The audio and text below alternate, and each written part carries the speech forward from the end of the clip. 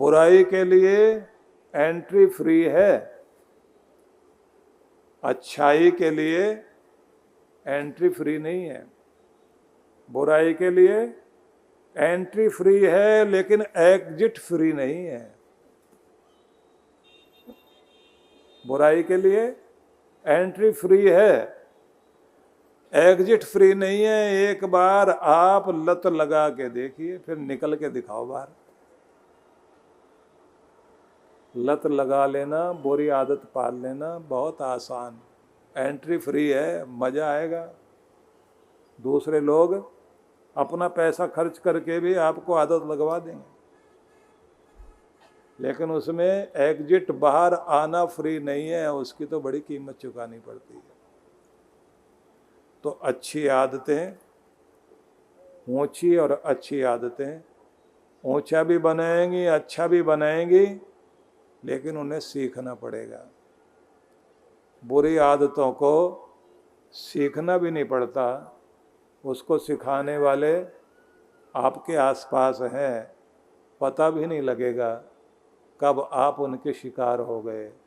इसलिए अपने आप को बचाओ और अपने आप को ऊंचा उठाओ, ये भी याद रखना है।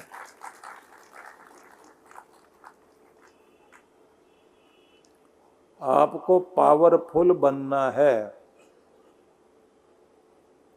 इसलिए नहीं कि आपने किसी को दबाना है। आपको पावरफुल बनना है इसलिए नहीं कि आपने किसी को दबाना है। इसलिए पावरफुल बनिए कि आपको कोई दबा ना सके, इसलिए पावरफुल बनो। और वो पावर आती कहाँ से? मन की पावर, तन की पावर, रिश्तों की पावर।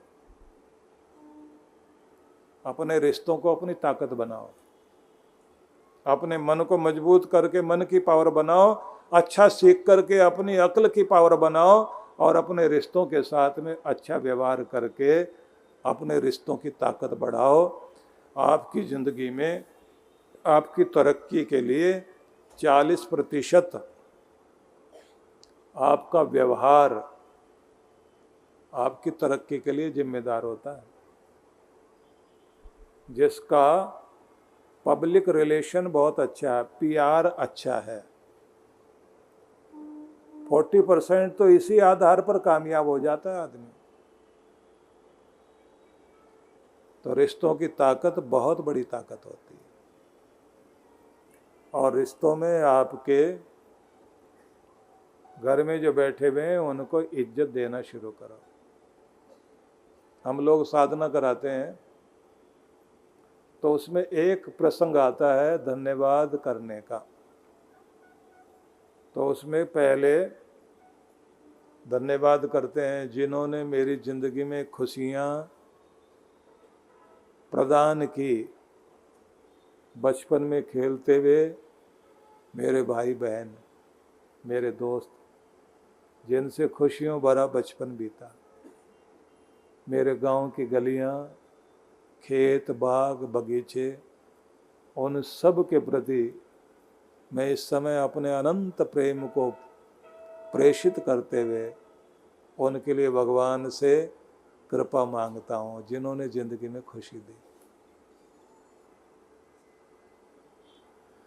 और धन्यवाद करता हूँ परमात्मा, इतने अच्छे प्यारे लोग मुझे मिले थे।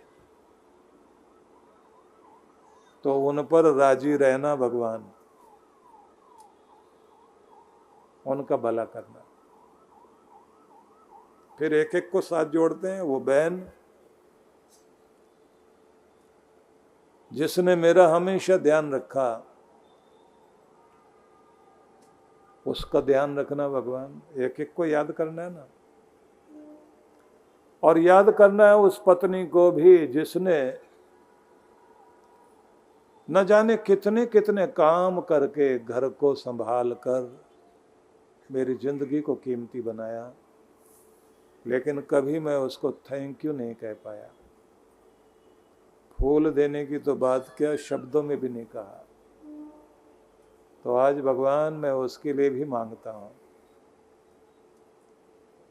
कि उस भगवान को खुशियां देना,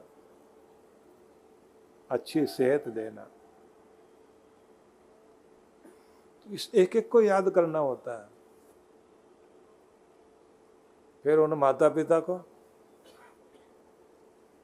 जिन्होंने अपना सब कुछ उठा करके अपनी जिंदगी की सारी खुशियां हमारे ऊपर न्यौछावर कर दी, अपने बारे में तो कभी सोचा ही नहीं। सजना संवरना सब किसी को अच्छा लगता है, लेकिन उन्होंने तो अपना सजना संवरना भी छोड़ दिया, अपने बच्चों को सजा संवार कर खुश होते रहे। तो उनको याद करना, और आप भी थोड़ा ध्यान दे करके इस समय मन में कल्पना लेकर के चलिए कि कैसे माता पिता किस तरह से हमारी जिंदगी में कितना कितना कुछ करते हैं। आप जरा विचार करिए कि एक माँ, नर्स भी वही, डॉक्टर भी वही। जैसे नर्स साफ सफाई करती है ना, साफ सफाई करके कितनी केयर करती है, ठीक करके छोड़ती है। और डॉक्टर जैसे आपके लिए क्या खाना है, कौन सी दवाई देनी है, कैसे क्या करना है, तो माँ डॉक्टर भी है, नर्स भी है। और कमाल की बात तो थर्मामीटर भी नहीं लगाती, हाथ पकड़ करके बता देती है 101 बुखार लग रहा है इसको। और कितनी बड़ी मनोवैज्ञानिक है कि माँ चेहरा देखते ही समझ जाती है कि आज ये ठीक नहीं लग रहा, कहीं से कोई परेशानी लेकर आया हुआ है। शिक्षिका भी है। अक्षर ज्ञान कौन कराता है? माँ ही तो कराती है। भाषा बोलना कौन सिखाता है? माँ ही तो सिखाती है। इसलिए मातृभाषा ही तो बोलते हैं ना। आपकी भाषा कौन सी भाषा है? माँ की भाषा ही आपकी भाषा है। और उससे भी ज़्यादा कमाल की बात यह है कि अगर डांट भी देगी तो बच्चे को डांटने के बाद भी खुद भी, बच्चा भी रो रहा है और माँ भी रो रही है। उससे उसका दुख नहीं देखा जाता। सुधारना है इसलिए डांटना पड़ता है, डांट करके भी खुद ही रोने लग जाती है। तो सोचिए वो है क्या। जब युधिष्ठिर से पूछा ना यक्ष ने पूछा था कि बताओ धरती से भारी इस दुनिया में क्या चीज है और आकाश से ऊंचा क्या है, तो उदास आंखों से उसने उस समय कहा था युधिष्ठिर ने कि धरती से भारी दुनिया में माँ की ममता है, जिसका मोल तोल नहीं हो सकता। और आकाश से भी ऊंचा अगर दुनिया में कोई है तो पिता के अरमान हैं, जो अपने बच्चों के लिए देखा करता है कि मेरा बच्चा मुझसे भी कहीं ऊंचा उठ जाए।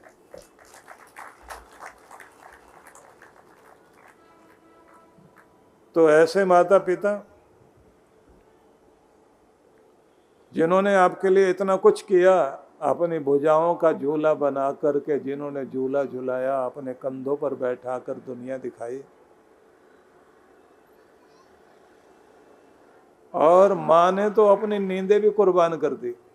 हांगकांग में एक सज्जन थे, हमारे बहुत प्यारे भक्त थे, बताने लगे कि आज मेरे बेटे का जन्मदिन है। बोले जब ये हुआ था ना, उस दिन हांगकांग में बहुत बड़ा तूफान था। वहाँ तूफान के नंबर चलते हैं। आज 5 नंबर टाइफून लगा हुआ है। सबसे खतरनाक मानते हैं 8 नंबर। जिस दिन वो लोग अपने घर के को बंद करने के बाद खिड़कियों के ऊपर भी टेप चिपकाते हैं कि कहीं से भी हवा अंदर ना चली जाए, नहीं तो सब उड़ करके बाहर चला जाएगा।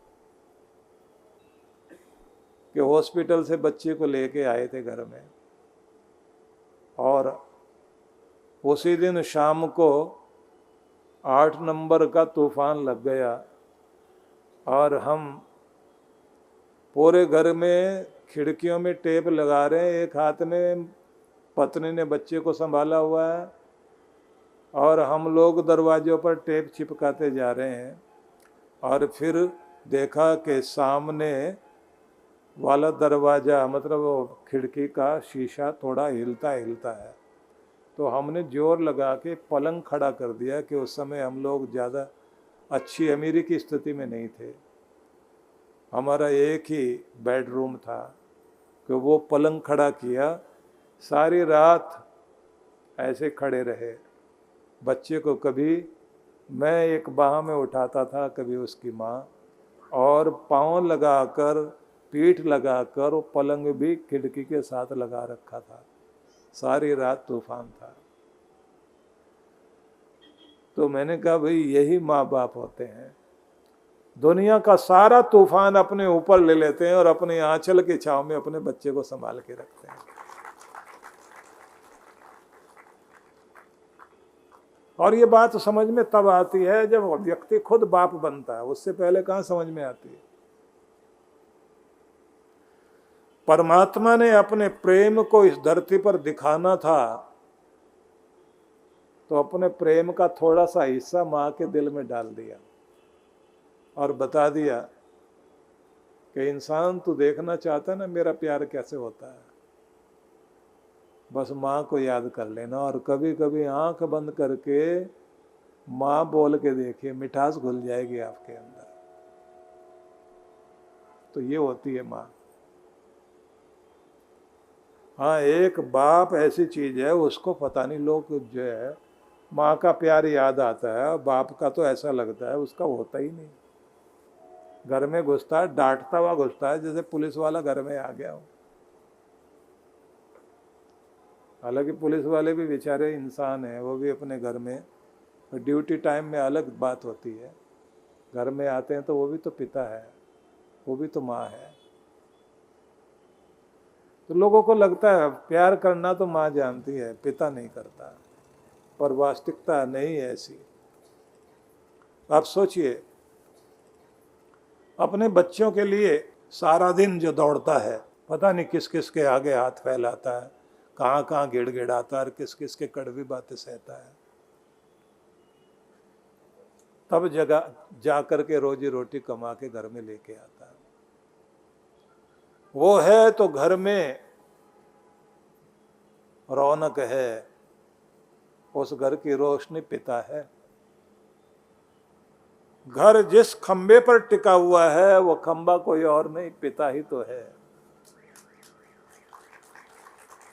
माँ के हाथ की चूड़ियाँ और उसके माथे की बिंदी और उसका सुहाग, उसके माथे पर लगा हुआ सिंदूर, वो जो चमक है ना, वो वही है पिता। बच्चे की कॉपी किताब, बूढ़ी माँ की दवाइयाँ, वो कोई और नहीं, पिता ही है, जिसके कारण ये सब हो रहा है। घर में आता है तो लोगों को लगता है डांटता है, लेकिन वो डांटता क्यों है? जब घर में घुसता है मेहनत करने के बाद और अपने बच्चे को देखता है कि हाथ में रिमोट कंट्रोल लेकर के टीवी देख रहा है और किताबें रखी है सामने, उसको गुस्सा आता है कि मेरी जिंदगी में कमी रह गई, लेकिन इस बच्चे ने भी अगर लापरवाही करी तो ये मेरे से भी पीछे रह जाएगा, इसलिए डांटना चाहता है कि मेरी जिंदगी में कमी रह जाए, पर बेटा तेरी जिंदगी में कमी नहीं रहनी चाहिए, तो मुझसे भी कहीं आगे पहुंच। इसलिए कहते हैं कि जेब खाली हो फिर भी मना करते नहीं देखा, जेब खाली हो फिर भी मना करते हुए नहीं देखा, मैंने पिता से अमीर इंसान दुनिया में नहीं देखा। घर परिवार को सुकून दिया पर सुकून से बैठा नहीं, वही तो बाप है। घर परिवार को सुकून दिया पर कभी सुकून से बैठा नहीं, वही तो बाप है। माँ ने खिलाई प्यार से रोटियां, पर जो रोटियां कमा के लाया उसी का नाम तो बाप है। घर की नींव, खंबे, छत है पिता, सबको बांधे रखने का हुनर है पिता। सबसे पहले जागे और जगाए, दिन भर काम करके भी जो ना थके, उसका नाम है पिता। भीतर से जज्बाती, बाहर से कठोर चेहरा। भीतर से जज्बाती, बाहर से कठोर है चेहरा। अपने बच्चों की हर मुस्कान है पिता। जिम्मेदारी को निभाने वाला जिम्मेदार है पिता। घर का चौकीदार, सब काम के लिए तैयार। माँ की बिंदी और उसका सुहाग, सुहाग है पिता। इसलिए साहस, हिम्मत और कर्मठता का एक चेहरा है पिता। कर्ज फर्ज मर्ज सब कुछ चुकाता हुआ और कुछ न भुलाता हुआ, ऐसा एक इंसान है पिता। इसलिए उसका मुकाबला दुनिया में कौन करेगा। तो ये ध्यान रखिए कि ये माँ बाप हमारी ज़िंदगी के लिए बहुत कीमती हैं। इनको सम्मान दीजिए, अपने माता पिता की कद्र कीजिए।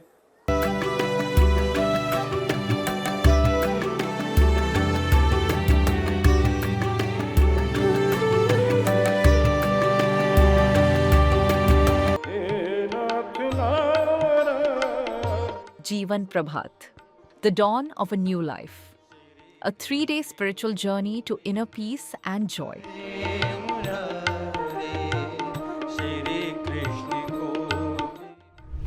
Divine talks by His Holiness Sudhanshuji Maharaj from 21st to 23rd of August 2026.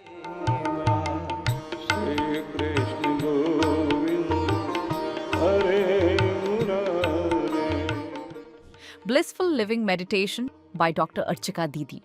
Saturday and Sunday, 22nd and 23rd August 2026. Venue: Hindu Sabha Temple, 9225. The Gore Road, Brampton.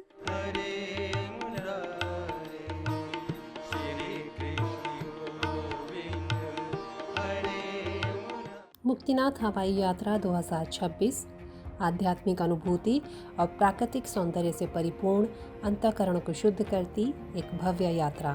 Nepal के मुख्य धार्मिक, सांस्कृतिक और आध्यात्मिक स्थलों के दर्शन करवाती इस यात्रा में आप विश्व प्रसिद्ध पशुपतिनाथ मंदिर, बौद्धनाथ स्तूप, विंध्यवासिनी मंदिर, गुप्तेश्वर महादेव गुफा, ताल बाराही मंदिर और मनकामना मंदिर के दर्शन करेंगे। डॉक्टर अर्चिका फाउंडेशन द्वारा आयोजित की जा रही इस यात्रा के दौरान आप लोकप्रिय पर्यटक स्थल जैसे डेविड फॉल, फेवा झील और हिमालय की मनोरम चोटियों की नैसर्गिक सुंदरता का भी आनंद लेंगे। तो हमारे साथ चलिए नेपाल की इस आध्यात्मिक, प्राकृतिक और सांस्कृतिक विरासत का अद्भुत अनुभव करने के लिए पवित्र मुक्तिनाथ यात्रा पर 6 सितंबर से 11 सितंबर 2026 तक। आज ही अपना स्थान सुरक्षित करें।